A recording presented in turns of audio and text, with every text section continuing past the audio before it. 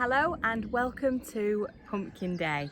Today's the day that I'm going to put my squash in the ground. I've been growing them in my polytunnel for the past couple of weeks. They're looking quite strong and sturdy. Weather looks good, no frost, so I'm going to try and get them in the ground today.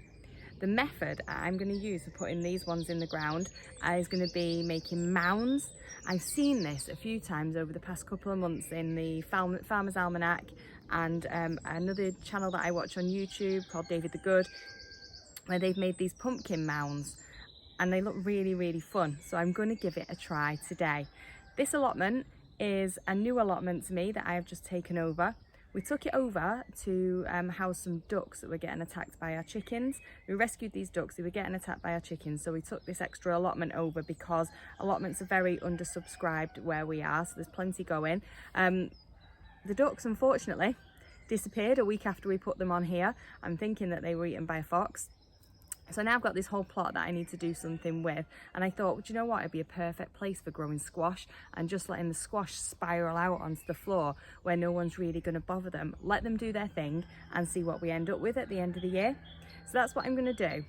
Now, if you've never seen pumpkin mounds before and you're a little bit squeamish, then this might not be the video for you, because I'm going with the pretty much going to put anything I want into the dirt, into the soil, cover it over, and then I'm going to grow my squash on top of it. So the first thing I'm going to do is I'm going to dig a really deep hole in this bed behind me. I've got one of my chickens sadly passed away last week, so what I'm going to do is I'm going to pop the whole chicken straight into this bed, straight into this hole I'm going to make, and then I'm going to cover it over. And then on top of that, once I've covered it over with a good amount of dirt, then I'm going to make fires inside the hole, and I'm going to dig other holes around here, and I'm going to make fires inside them as well, and that's going to create some char, some charred hay and some sticks, and I'm going to cover that over again, and then I'm going to plant my pumpkins on top. So my pumpkins have got a lot of food source in the ground to go through, and I've also got, as well as the chicken to go in this one, I've got some food waste to go in the other holes, some ground up eggshells, and even some leftovers from the fridge that I'm going to try in one of the holes, and we'll see what happens. So first of all, I'm going to just dig this chicken in and put her in out of the way, and then we'll get on with making the fires.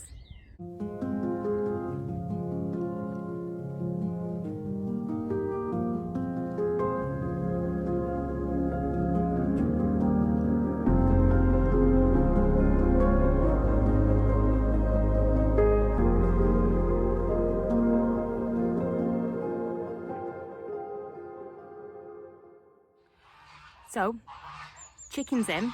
I've dug 4 holes in each corner, plus the one in the middle where the chicken is.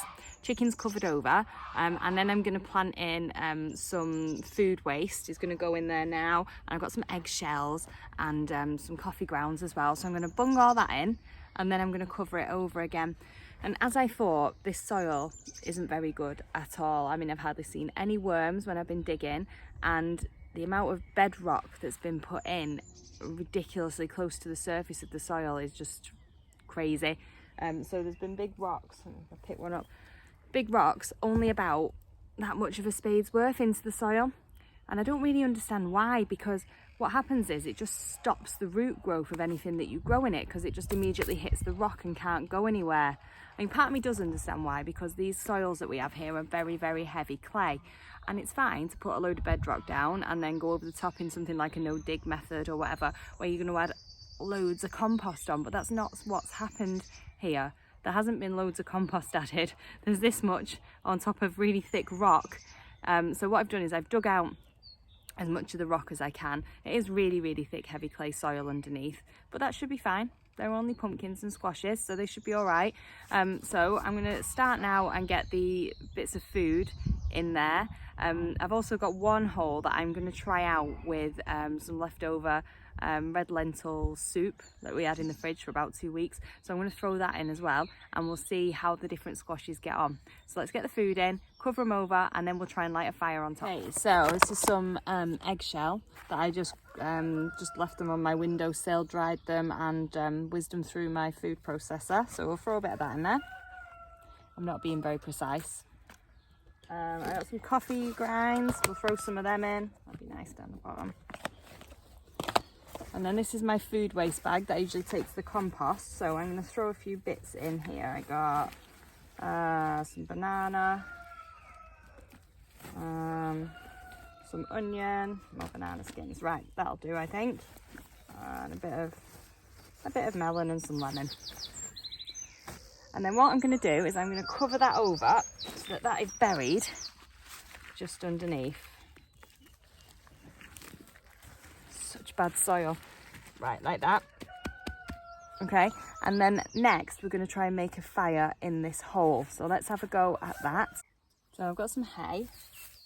I've put a bit of hay in. And then I've got some dried twigs. I'm just going to put just around the outside. Like a little mini bonfire. And hopefully this will make some nice char. Right, so let's give this a try.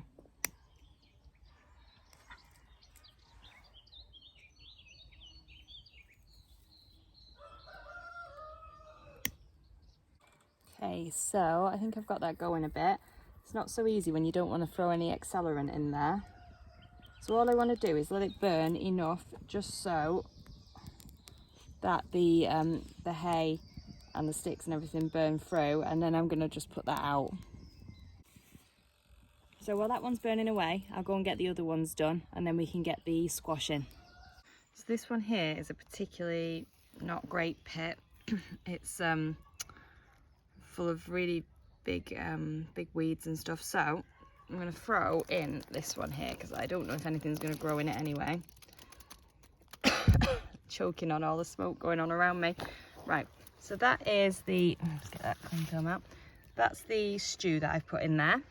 And then I'm just going to cover that over. Be careful, there was a lot of glass in this one as well for some reason. Okay, and then in there now, I'm going to build a fire on top of there before I mound it up.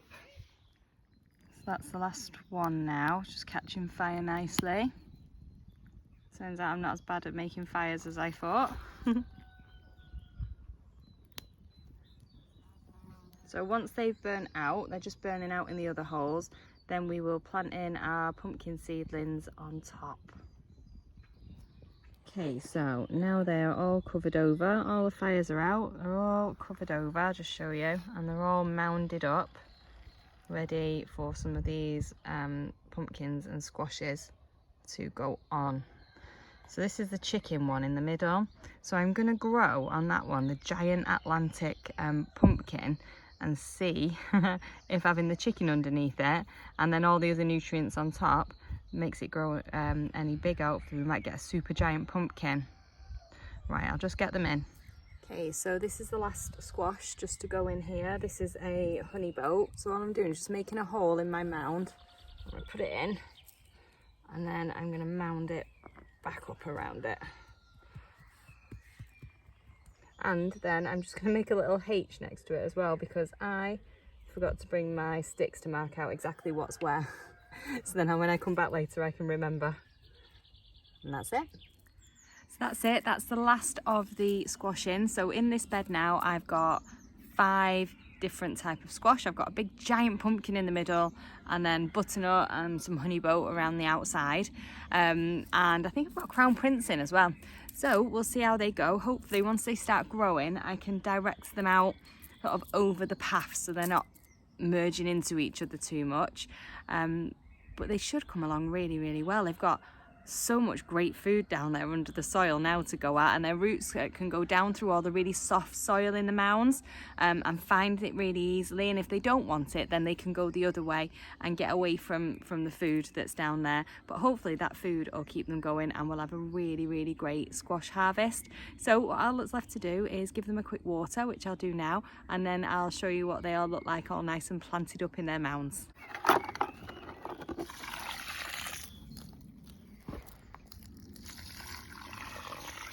So this is what it looks like now. So these are the little squashes in their mounds. Looks lovely in the middle, that one.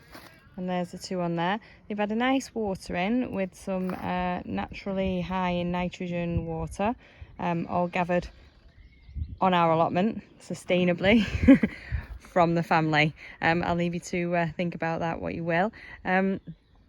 So we will see how these grow now. And that's it from me and my squashes today. I will see you next time. Bye bye.